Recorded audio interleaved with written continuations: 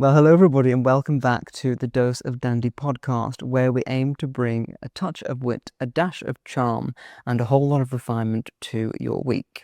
Now, in this week's episode, we're talking about country houses, and we'll also be sharing the latest dandy dilemma of the week. So stay tuned for another interesting episode.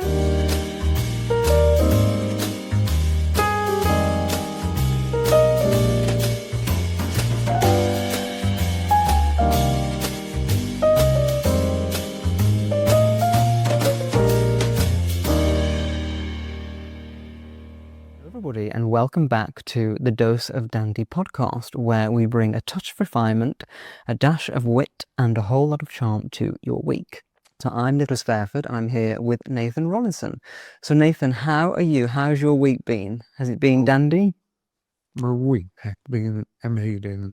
I've been quite busy this week, to be honest. I did a lot of traveling with you. I went to a beautiful two countries, one in Hungary and one in Italy. Venice and Budapest. It was incredible. And you had a good time? Oh, we had a good time. It feels like you were gone for so long. It feels like it's been the longest ever that I haven't seen you. So I'm so glad that you're back. I'm sure you had a nice break from me. Oh, it was beautiful. I'm just kidding. So you're back in Edinburgh and the weather's really beautiful and sunny, but it's still quite chilly. So you're dressed for still transitioning from winter to spring. Tell us what you're wearing today. Oh, you know me, I've always loved everything neutral colour. Like everything brown, beige, ivory, dark green, that sort of thing. But I'm actually wearing, believe it or not, I had this trouser till I was 21. Really? Yeah. I actually bought it from the high tree shop. And I thought it was a lovely quality, sweet and everything. It wasn't that expensive at the time, but I've always invested in myself, something timeless. Yes. And I wear this corduroy brown jacket from left the high tree retail, and I'm wearing a lovely cashmere roll-up from the independent company to keep me warm. So you've got a mixture of high street and more boutique. Exactly. And you've made it look very expensive, so I would never guess that it was from Next, so you've done a great job. Exactly. Sometimes I do jut and say it's never jut where the labour's from, it's how you style it. Yes, It's definitely. really important. It is. It is. A good quality clothing and timeless looking, and you can wear it for a very long time. Of course. And that's similar to what I'm wearing today. So I'm wearing a mixture as well. So I've got these tweed trousers from Walker Slater, which is, it's the best, isn't it? So Walker Slater is a very well-known Edinburgh institution where they specialise in beautiful tweed. So these are nice, really great quality. And I'm wearing a Uniqlo black sweater. So again, a mixture, but I just like the simplicity of this look. And as we're talking about country houses today, we thought that we'd do a little bit of tweed just to go with the theme. Exactly, to combine it with the theme. Yes. And by the way, the scent is gorgeous. That is a beautiful scent. Which one is that? It's Trudon, but which one? It's a Trudon. It's the, what do you call it? Ernesto. Ernesto. Yeah. One of the iconic scents.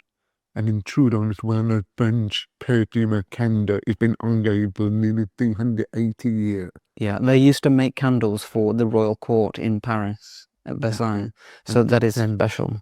The scent is so timeless and it's beautiful. So that's why. And it reminds me of the days in Hayley, but it smells luxury, old, elegant, and musty. It's like it's been for a year. Well, this is like a stately home in here as well. Well, thank you. So now we're going to move on to our dandy moment of the week. So Nathan, tell us about your dandy moment of the week. Something that has inspired you or something that you've seen that you just thought was particularly beautiful. Tell us about it. Ooh. What inspires me all the time ongoing is the beautiful architecture. You know what I mean? Because nowadays we talk about architecture and style.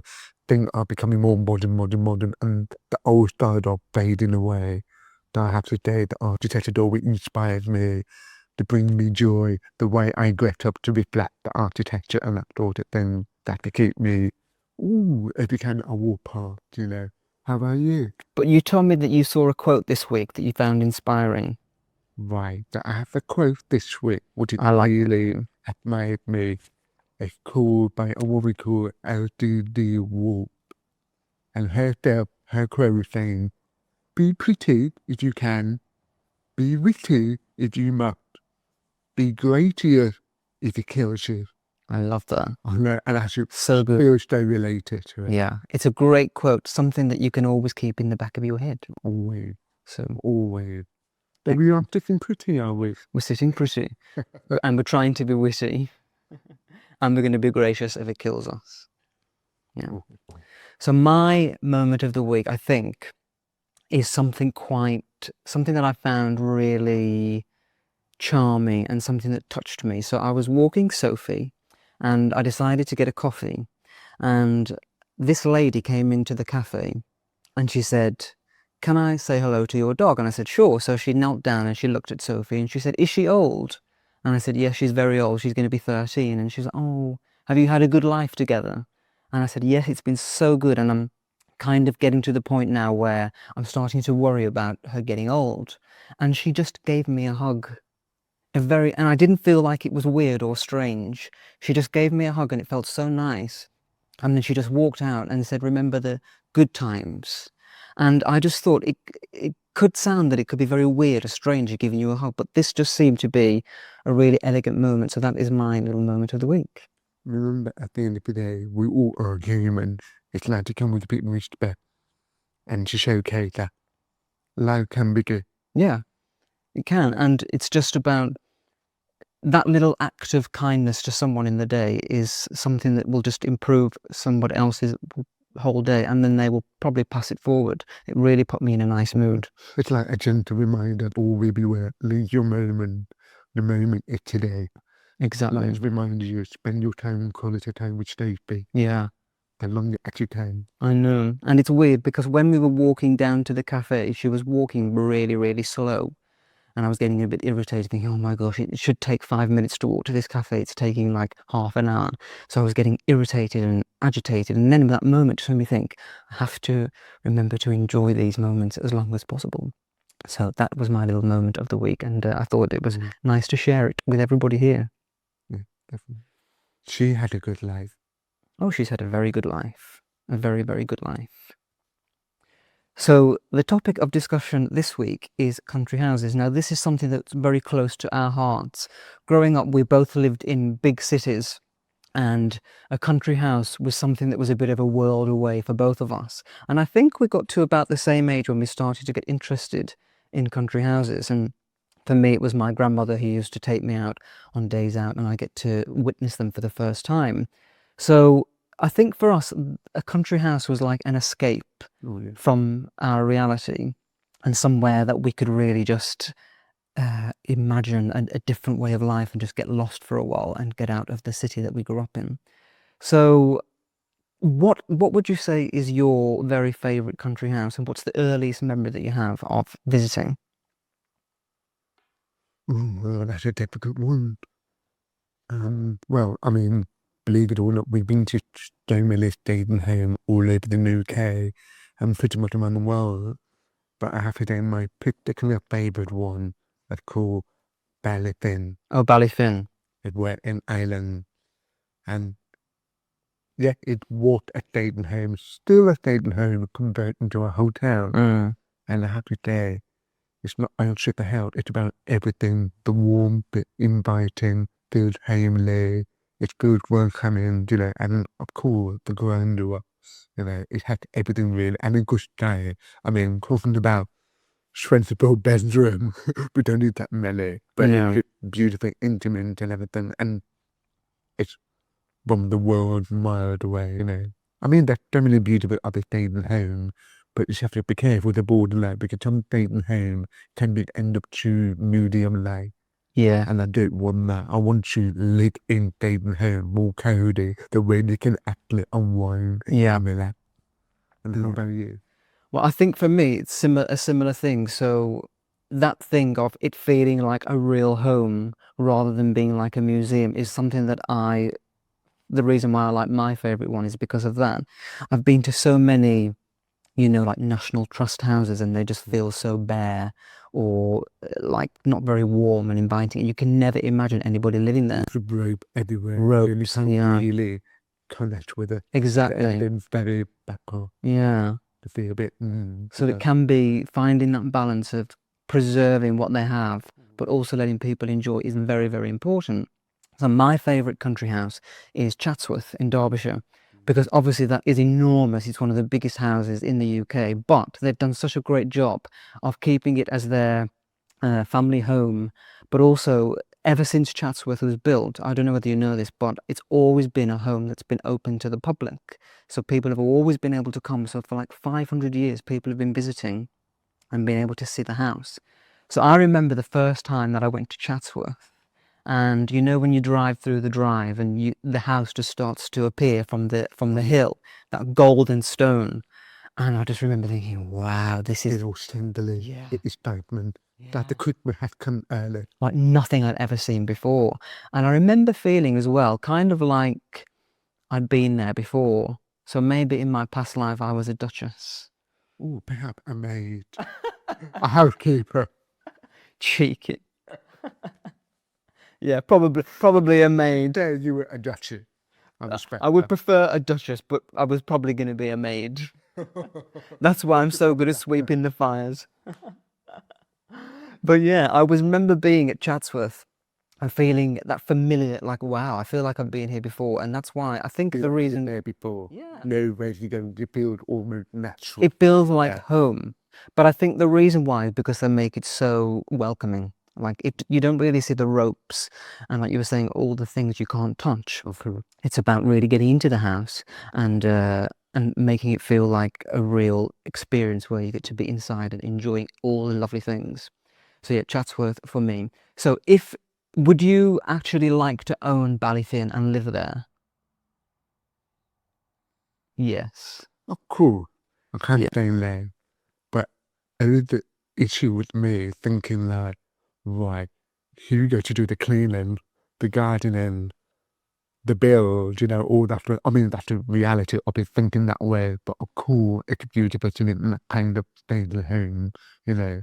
But I would like the thought of a micro, Yeah. not like the beautiful Chatwood or Benefit. They're quite big, but like maybe a bit hard for that down. It would be a lovely getaway. So the country house and that sort of thing. But imagine if that money was no object and you could have all staff to run it and stuff. Who would you would, and if you had a dinner party, who would you invite to your dinner party at Ballyfin? If I had an opportunity to go back in time in the 1930 era, I would go and choose the people from young, bright, and Yes. very glamorous attitude, you know, very flamboyant, very open, you know, that kind of thing. Very exciting subject to talk about at all at the moment and everything. I would love that kind of vibe. That would be a good vibe. Oh yeah. They'd have so many all interesting things. candlelit, lots of flower arrangement and everything, all in a beautiful attire. Definitely. I could imagine then that it would be so you. Naturally. And what about you? For me, I think my number one guest would be Jackie Kennedy. Yeah, because it's always people who have gone, people who have died, who you're never gonna get to meet. And I just think it makes them even more intriguing. But she was somebody who I always looked up to. And I think she just had an amazing life of, she had lots of luxury and beautiful things, but then tragedy and just a life of contrast that was pretty amazing. And I'd just love to sit and have a chat about all of that. So for me, that would probably be my guest if I had Chatsworth as my country house and she was visiting me for the weekend. Now you said that, I would have picked Bay Paley. Bay Paley. Yeah, she's your idol. Why Bay Paley? She is perfect. She's like you. But she's literally perfect with everything, from her clothing and makeup, her lifestyle, dinner party, table arrangement, the choice of food, the matching wine, the theme of flowers, you know, invitation, the colour, everything has to be really spot on. Yeah. Photos. Sounds exhausting.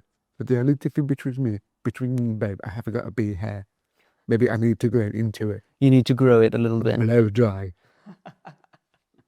I think it would suit you very well. only if I can get out of the door first. So we have visited Ballyfin together.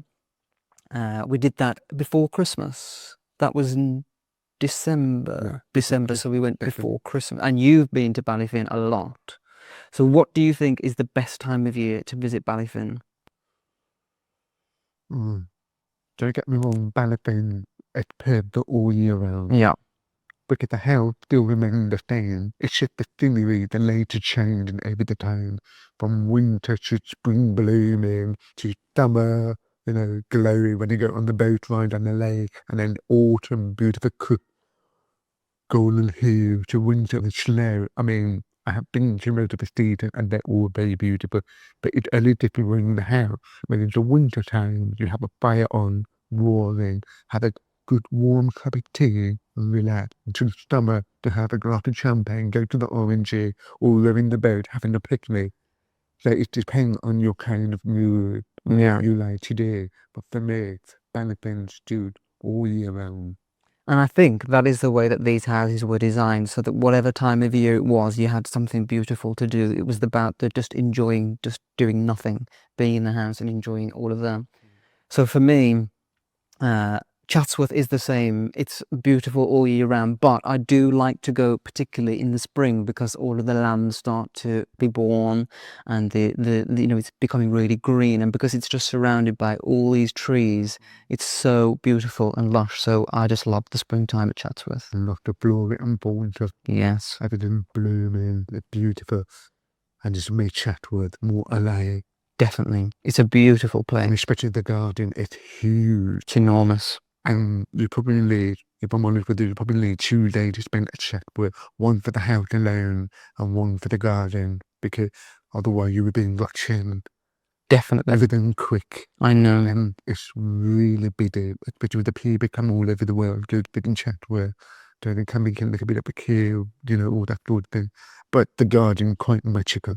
It is. I remember taking a photo of the beautiful, like a fountain, a long promenade to get the view of the Chatwood, and you got the reflection, and it's just, wow. I know. It's It's just pretty magical. amazing. Magical. Yeah, it is. It's pretty cool. We need to go Yeah, to it's been a Chatsworth. while. Yeah, I have never been with you Yeah, to Chatsworth, so we should probably go this summer. definitely. Yeah, we'll plan that. Definitely looking forward to watch this space. Yeah. So, shall we move on to the next part of the podcast, which is a dandy dilemma? So each week we ask a viewer, a listener, to submit a question to us that perhaps something they're struggling with or need advice on. So on the theme of country houses, today we have a question from John Snow in Virginia, and he asked, I enjoy visiting stately homes, but my partner finds them dull. How do I deal with this so that we can enjoy them together? So I think I will start with this because even though all the partners that I've had, we've had pretty much similar interests, and that's how we got to enjoy visiting stately homes, because we both want to go and visit them. So I've never really had the issue of a partner not being interested in things that I'm interested in. But the way that I have experienced this is with family.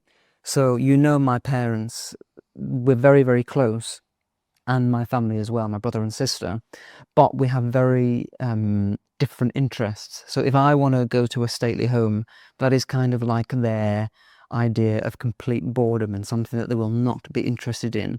So I remember years ago, I thought I'm going to really try and get them to Chatsworth, and I'm sure they're going to love it. And you can really try and push that on someone. But if it's not their thing, it's never going to happen. It's like if someone wanted to take me to a football match or something like that, I was never going to be interested. But what I did find is that at a place like a country house, there's something for everybody. So if you're not really interested in going in and seeing all of the art or the interiors, perhaps the moment for you is that you're going to enjoy in the restaurant having a scone and a cup of tea or a glass of champagne. Or if you like walking, you can walk around the estate.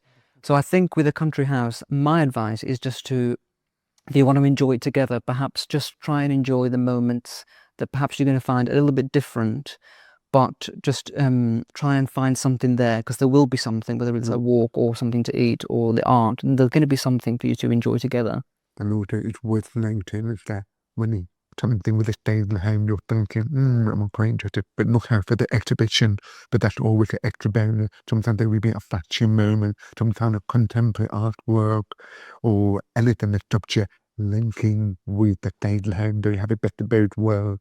Yeah. They do not interest in old school style architecture and everything, but they have quite fun contemporary. Or also, they have quite a few activity Yes. a part of a stable home, but that's always something.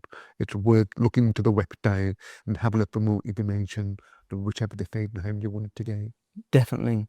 So have you ever had an experience like this where you perhaps had a family member or a partner who you don't really enjoy doing the same things?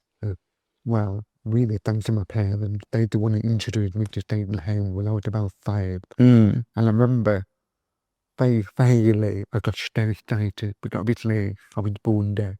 So the vision was my communication that I would attract like a naughty magpie, looking for a glittering, beautiful thing, and I was so drawn to it from that little obsession. I got carried away to really my parents introduced me, and they loved it too. Mm. You know, so that was an opportunity where I've learned about the stable home growing up. But of course, with some of my previous partner, obviously we're quite different. We were trying to fit in, understanding the interest. Obviously, I always encourage them to come with me to have a look at stable home. But most of them gonna get ahead and get on with it. Yes. I'm taking my time, absorbing all the beautiful things and reading about the knowledge, the history. But at the end of the day, what I would advise is that bring the partner or family come along, but let them do their own thing, Yeah. wherever they appeals them. And that's absolutely fine. You can go to a place like this and just do your thing and go at your own pace and just treat it that way. And also, I guess that you have to give and take. So if you're going to drag them along to your boring stately home, then maybe you're going to have to go to their even more boring football match. But at the end of the day, we all had lunch together, have some scone with the champagne, have a talk about it, and then go to our garden for a long walk and a beautiful day, and come home. What a lovely day it had been. Yeah. Despite everyone have a different opinion or interest for stable home. Yeah, I agree. So that is our little advice. Just go with the flow, and I'm sure that you can find something that you're both going to enjoy. Good luck. Okay, so let's move on to our dandy discussion. And the point of this segment is for us to kind of see if we have opposing views on things, but most of the time we agree, so it's pretty hard for us to disagree about things. So with country houses, one of the things that really annoys me the most is when you get there and there's a sign when you walk in, it says no photography allowed. And I just think, I am paying money to come here, and I just think that taking photographs is a way to promote the place where you're going to lots of other people, maybe share pictures to people who would never have gone there before. So I don't really understand why you're not allowed to take photographs. I think sometimes it's to do with the thing like the flash. It will ruin the artwork. The artwork, yeah. But other than that, I don't really get it. What do you think? For me, in my opinion, it's that if you contact a photo for stable home, the one that they already have photo on social media, the website, and that sort of thing for the promotional marketing. I get that, which is beneficial for the audience, what it looks like. But at the end of the day, that can, we can, but of course, to respecting the guidelines, if it's no flash allowed, it's fine, it's not a problem. But from my opinion, taking a photo of a beautiful room or stable home, you get so much inspiration, Yeah. so much you admire, and you can share with the people who have been, and then we can influence them, Exactly. Yeah, that's exactly what I think. So I just think, And don't get me wrong, sometimes I don't really like their way of taking photo. I'm not saying in a braggy way, but I know I can take better photo or doing the detail, because sometimes with a photo on the website, you don't show much, but the depth, all the detail, all that sort of thing, the colour. It's so much more than just taking one photo. yeah, and I think a lot of these places, what we have discovered through doing our job is that even though they know how to run a place like this, a hotel or a stately home, they're not really clued up on selling the place. And so they're really missing out on a lot of great content. So I would say to all of you stately home owners, let us in with our cameras and let us help promote and spread the word, because you need to keep doing that. I mean, these country houses, I think they've stood for so long, and they need to stand for another 500 years. And the only way that you can do that in this day is really by getting more people to come and visit. It's promotional and it helps Stately Home or any other organisation that actually benefit. If you think about it, not only us two, but there's so many people doing a similar job and they promote all the Stately Home, the people in the beautiful director, or they're now doing the content paper. It's actually bringing attraction, actually working for, and really Stately Home or other housing organisations have a big thank to us for upping our time to do it for them, because it's our passion, Exactly. Yeah. So we agree on that one. of course. Okay, so I think that is this week's episode wrapped up nicely in a bow. Country houses are one of our favourite things. Have you enjoyed looking back on this topic? Has it been fun for you? Always, because anything talk about architectural Stately Home, I can call to you all day long. I know, and you do. Otherwise, it goes on and on and on. But I hope you enjoyed the very short and sweet, and I hope it inspired you to go to Stately Home one day, anywhere in the world you like to go. Yes. So if you have a dandy dilemma that you would like us to help you with, please do write to us. We'll put the email on screen, and you can also, if you're watching on YouTube, comment and we will look at those as well. And if you've enjoyed this episode, please don't forget to like, follow and subscribe across all the different platforms that we're on, and we will keep coming back to enjoy this podcast with you all. Thank you for watching. I hope you enjoyed. You too. Thank you. Bye-bye. Take care.